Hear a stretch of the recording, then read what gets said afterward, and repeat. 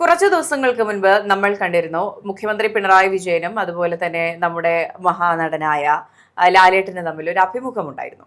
അന്ന് മുതലേ എല്ലാവരും പറയുന്നുണ്ട് ഇതൊരു PR വർക്കാണ് എന്നുള്ളൊരു തോന്നലെങ്കിലും അങ്ങനെ ജനിപ്പിക്കുന്ന ഒരു സംഭവമുണ്ട്. ഇന്നത്തെ കാര്യം എടുത്ത് നോക്കുകയാണെങ്കിൽ വയനാട് ചുരൽമല മുണ്ടക്കൈ ഉരുൾപൊട്ടലിന് ശേഷം അവിടെ കുറെ പേർക്ക് വീട് നഷ്ടമാകുന്നു. ഇപ്പോൾ സർക്കാർ നേതൃത്വം കൊടുത്തുകൊണ്ട് അവിടെ ഒരു ടൗൺഷിപ്പ് രൂപീകരിക്കുന്നു. അവിടെ നമ്മുടെ മറ്റൊരു മഹാനടനായ നമ്മുടെ മമ്മൂക്ക എത്തുകയാണ്. അദ്ദേഹം അവിടെ വന്ന് വീട് സന്ദർശിക്കുന്നു. വീടിനെ പറ്റിയൊക്കെ നല്ല അഭിപ്രായമൊക്കെ പറയുന്നു. അവിടെ മമ്മൂക്ക എത്തിക്കുന്നത് സർക്കാരാണ്. സർക്കാരിന്റെ PR വർക്കിന്റെ ഭാഗമായി അദ്ദേഹത്തെ അവിടെ എത്തിക്കുന്നു. പക്ഷേ പിന്നീടുള്ള സ്ക്രിപ്റ്റ് പാളിപ്പോവുകയാണ്. മമ്മൂക്ക എടുത്ത വായിക്ക് ചോദിക്കുകയാണ്, നിങ്ങളുടെ നികുതിപ്പണം കൊണ്ടല്ലേ ഇതൊക്കെ ചെയ്തിരിക്കുന്നത്? ഇതാരുടെയും പറയുന്നതിന്റെ അന്തസത്ത ഇതാണ്. ആരുടെയും വീട്ടിൽ നിന്ന് കൊണ്ടുവന്നതല്ലല്ലോ, നികുതിപ്പണമല്ലേ, പൊതു ഖജനാവിൽ നിന്ന് എടുത്തു ചെയ്തതല്ലേ എന്ന് ചോദിക്കുകയാണ്. അപ്പോൾ ആ PR വർക്കും പാളിയിരിക്കുന്നു.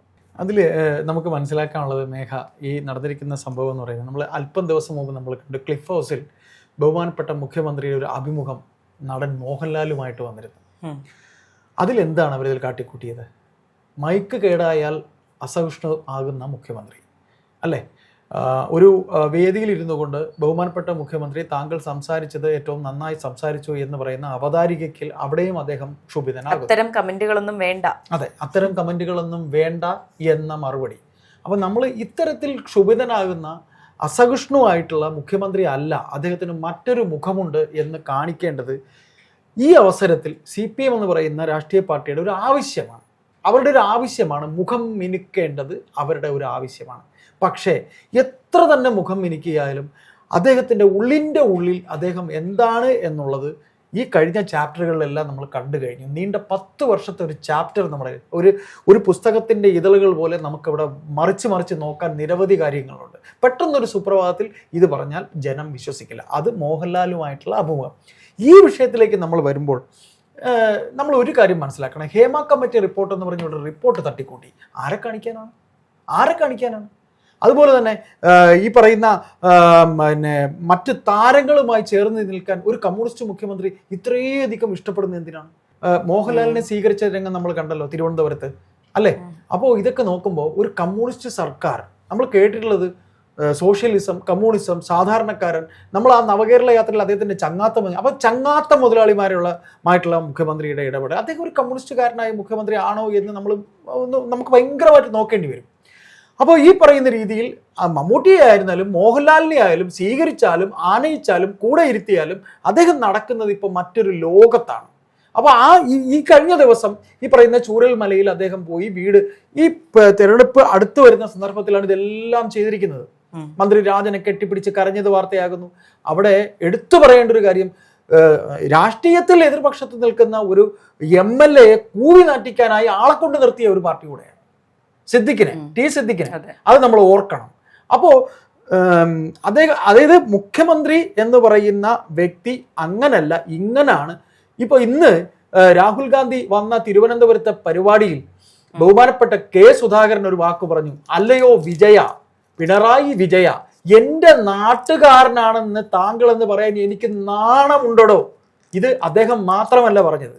നമ്മൾ ആരോടെല്ലാം കണ്ണൂര് ആരോടെല്ലാം സംസാരിക്കുന്നു, നമ്മുടെ ജോലിയുടെ ഭാഗമായി നമ്മൾ ആരെയെല്ലാം വിളിക്കുന്നു. ഇപ്പം പാണ്ഡ്യാല ഷാജി എന്ന് പറഞ്ഞൊരു വ്യക്തി നമ്മുടെ ചാനലിൽ നിരവധി, അദ്ദേഹം പറയുന്നുണ്ട്, അയ്യപ്പദാസ് എന്നോട് നിങ്ങൾ സംസാരിക്കുമ്പോൾ പിണറായി വിജയൻ എന്ന് പറയരുത്, മിസ്റ്റർ വിജയൻ എന്നേ പറയാവൂ, ഞാൻ അങ്ങനെ പറയൂ എന്ന് പറയുന്നുണ്ട്. അതുപോലെ K. സുധാകരൻ പറഞ്ഞിട്ടുണ്ട്, നിങ്ങൾ മിസ്റ്റർ വിജയൻ, നിങ്ങൾ എൻ്റെ നാടിനെ നാറ്റിച്ചു, കട്ടുമുടിച്ചു എന്ന് പറഞ്ഞു. അപ്പോൾ ചങ്ങാത്തം എങ്ങനെ? ഈ ചങ്ങാത്ത മുതലാളിമാരോട് നടക്കുന്ന മുഖ്യമന്ത്രി, താരങ്ങളുടെ തോളിൽ കയറ്റി നടക്കുന്ന മുഖ്യമന്ത്രിക്ക് വേണ്ടി ബഹുമാനപ്പെട്ട മമ്മൂട്ടി അവിടെ വന്നിട്ട് പോകുമ്പോൾ മമ്മൂട്ടി വളരെ ബുദ്ധിപരമായിട്ടാണ് പറഞ്ഞത്, ഇത് CPM വെച്ച് കൊടുത്ത വീടല്ല, CPMന്റെ അച്ചാരമല്ല, CPMന് സ്ത്രീധനം കിട്ടിയ തുകയിലെടുത്ത് ചെയ്തതല്ല, ഇത് എന്റെയും നിങ്ങളുടെയും നികുതി പണം കൊണ്ടാണ് എന്ന് ജനങ്ങളെ നിങ്ങളത് മനസ്സിലാക്കൂ എന്നാണ് ബഹുമാനപ്പെട്ട മമ്മൂട്ടി പറഞ്ഞ് അവിടെ ആ PR വർക്ക് പൊളിഞ്ഞു. കാര്യം മമ്മൂട്ടി കേരളത്തിലെ ജനങ്ങളുടെ, CPMന്റെ മാത്രം അണികളുടെ നടനല്ല, CPMന്റെ. ഇപ്പൊ മോഹൻലാൽ വന്നിരുന്ന് സംസാരിച്ചല്ലോ മേഘ. അവിടെ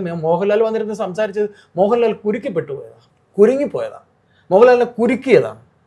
ഈ ബ്രിട്ടാസ് ഇതിൻ്റെയൊക്കെ ചാലകം ആരെന്നാ കരുതുന്നത്? ജോൺ ബ്രിട്ടാസ് എന്ന് പറയുന്ന ഒരു വ്യക്തി ഈ പറയുന്ന ബഹുമാനപ്പെട്ട മുഖ്യമന്ത്രി പിണറായി വിജയനെ ഒരു കുഴി ഒഴിച്ചിനകത്തിട്ട് മൂടിയാൽ മാത്രം മതി. ജോൺ ബ്രിട്ടാസ് ആണ് ഈ കാണുന്ന എല്ലാ തന്ത്രങ്ങളുടെ ആള്. ജോൺ ബ്രിട്ടാസ് എന്ന് പറയുന്ന മഹത് വ്യക്തിയാണ് ബഹുമാനപ്പെട്ട. അപ്പോൾ ഈ എം പി നികേഷ് കുമാറിന്റെ പങ്ക് എന്താണ് ഇതിൽ? എം പി നികേഷ് കുമാർ തീർന്നു, അതറിഞ്ഞില്ലേ? എം പി നികേഷ് കുമാറിന് സീറ്റും ഇല്ല, ഒരു ഉണ്ടേയില്ല. കഴിയാറായി, മീഡിയ ഹാൻഡിൽ പണിയെ കഴിയാറായി. പൊക്കോന്ന് പറഞ്ഞു ഗോവിന്ദൻ കുച്ചിയും കുത്തി എന്നിട്ടും സീറ്റ് കൊടുക്കാനില്ല, പോവാന്ന് പറഞ്ഞു. ഇവിടെ ഈ ഐറ്റത്തിനെ ചുമക്കാൻ വയ്യെന്ന് അവിടെ കണ്ണൂർ സഖാക്കൾ പറഞ്ഞു. എം പി നികേഷ് കുമാർ ഏറ്റവും അടുത്ത് തന്നെ രമേശ് ചെന്നിത്തലയുമായി ചങ്ങാത്തത്തിലാകും. എന്നിട്ട് അദ്ദേഹം കോൺഗ്രസിന് വേണ്ടി അടുത്ത 5 കൊല്ലം അവിടെ ഇരുന്ന് പണിയെടുത്തോളും, അദ്ദേഹത്തിന്റെ സ്വന്തം ചാനൽ. നിങ്ങൾ വേണമെങ്കിൽ നോട്ട് ദ പോയിന്റ് ആയിട്ട് എഴുതി വെച്ചോ, അതായിരിക്കും എം പി നികേഷ് കുമാർ ചെയ്യാൻ. അതെ, അപ്പോൾ ഈ പറഞ്ഞ കാര്യങ്ങളെല്ലാം തന്നെ ഏത് തരത്തിൽ PR വർക്ക് ചെയ്താലും അത് പൊളിഞ്ഞു പോകുന്ന ഒരു സാഹചര്യമുണ്ട്. നമ്മൾ തന്നെ കണ്ടു, എം പി ഗോവിന്ദൻ സാർ സ്റ്റേജിൽ നിന്ന് ഒരു അപ്പൂപ്പന്റെ കയ്യിൽ നിന്ന് പണം പോക്കറ്റിലിട്ട് കൊടുക്കുന്നു. എന്നിട്ട് അപ്പൂപ്പൻ നിലപാട് പറഞ്ഞ ഇന്നത്തെ പുതിയ തലമുറ അങ്ങനെയാണ് ആ കഥയെ വളരെ രസകരമായിട്ടാണ് അവതരിപ്പിക്കുന്നത്. നിങ്ങൾ അടങ്ങുന്ന യങ്സ്റ്റേഴ്സ് അത് അങ്ങനെയാണ് പറഞ്ഞ് കളിയാക്കുന്നത്. സത്യമാണ്, പറഞ്ഞോളൂ. അതെ, അങ്ങനെയല്ലേ പറയാൻ സാധിക്കുള്ളൂ. അപ്പൊ അദ്ദേഹം ഒരു നിലപാട് പറയുന്നു, അതിനുശേഷം നിലപാട് മാറ്റുന്നു. ഇതുപോലെ പല സംഭവങ്ങൾ ഉണ്ടാകുന്നുണ്ട്. പല തരത്തിലുള്ള നറേറ്റീവുകൾ പുറത്തു വരുന്ന കഥയെ വളച്ചൊടിക്കുന്നത് നമ്മൾ കാണാറുണ്ട്. ഇപ്പോ ഇത്തരത്തിലുള്ള സംഭവങ്ങൾ ഉണ്ടാകുന്നു. അപ്പോൾ പണം മുടക്കി, അത് ആരുടെ പണമാണ്, എവിടെ നിന്ന് വന്ന പണമാണെന്ന് അറിയില്ല. പക്ഷെ എന്ത് തന്നെ ആയാലും ഈ പണമെല്ലാം മുടക്കി PR വർക്കുകൾ ചെയ്യുമ്പോഴെല്ലാം തന്നെ ഇത് പാളിപ്പോകുന്ന ഒരു സാഹചര്യം തന്നെയാണ് ഉണ്ടാകുന്നത്. അത് ഇപ്പോൾ ആരും അറിയാതെ സീരിയലുകളിലൂടെ ഡയലോഗുകളായി കുത്തി നിറയ്ക്കാൻ ശ്രമിക്കുന്ന PR വർക്കുകൾ പൊളിഞ്ഞു പോകുന്നു. സീരിയലുകളിലൂടെ ഡയലോഗ് വരുന്നെന്ന് പറഞ്ഞാൽ അതിലെങ്ങനെ പിണറായി അപ്പൂപ്പൻ എനിക്ക് പിന്നെ ഇങ്ങനെ സഹായിച്ചു, അങ്ങനെ ചിരി വന്നു പോവുകയാണ്. അതെ, നമ്മുടെ മുൻ പ്രതിപക്ഷ നേതാവായ രമേശ് ചെന്നിത്തല ഉന്നയിച്ച കാര്യമാണത്. അത് തമാശയായിരുന്നില്ല. അതുപോലെ തന്നെ റിയാലിറ്റി ഷോകളിലും ഇത്തരത്തിലുള്ള പരാമർശം നമ്മൾ കാണാറുണ്ട്. ആങ്കേഴ്സ് വന്നിട്ട് വീടുകളെ പറ്റി സംസാരിക്കുന്നു, നിർമ്മാണ പ്രവർത്തനങ്ങളെ പറ്റി. ചൂരൽമലയല്ല, ചൂരൽമലയുടെ കാര്യമായിരുന്നു ഞാനിപ്പോ പറഞ്ഞ റിയാലിറ്റി ഷോയുടെ കാര്യം. അതുപോലെ തന്നെ ആരോഗ്യ മേഖലയെ പുകഴ്ത്തി പറയാൻ മുൻനിര ഗായികമാർ വരുന്നു, മറ്റ് അനേകം പേർ വരുന്നു. ഇതൊന്നും പോരാഞ്ഞിട്ട് സോഷ്യൽ മീഡിയ ഇൻഫ്ലുവൻസേഴ്സിനെ കൊണ്ട് വീഡിയോകൾ ചെയ്യിപ്പിക്കുന്നു. ഇത്തരത്തിൽ പ്രവർത്തനങ്ങൾ നടക്കുന്നുണ്ട്, ഇത്രയും നല്ല വീടുകൾ വെച്ചു, ടൗൺഷിപ്പ് നല്ല രീതിയിൽ പുരോഗമിക്കുന്നു, അങ്ങനെയുള്ള പല കാര്യങ്ങളും ചെയ്യുന്നുണ്ട്. ഇതിനെല്ലാം പണം മുടക്കുന്നുണ്ട്.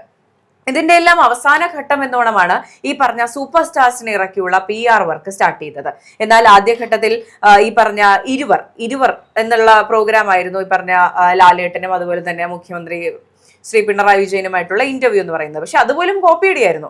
ഇപ്പോ കുറെ വർഷങ്ങൾക്ക് മുൻപ് ഉമ്മൻചാണ്ടി സാറുമായിട്ടും ഇതുപോലുള്ള ഒരു ഇന്റർവ്യൂ നടന്നിട്ടുണ്ട്. ഭയങ്കര ബുദ്ധി കേന്ദ്രങ്ങളുടെ ഇതിങ്ങനെയാണ്. അതെ, അപ്പൊ അതിനുശേഷമാണ് ഈ എല്ലാം ശരിയാകും എന്ന് പറഞ്ഞൊരു ടാഗ് ലൈൻ കൊടുത്തിരുന്നത്. അതിനുശേഷമാണ് ഇപ്പോൾ മമ്മൂക്കയെ കൊണ്ടുവരുന്നത്. പക്ഷെ അത് ഇത്തരത്തിലുള്ള രീതിയിലേക്ക് പോകുന്നു.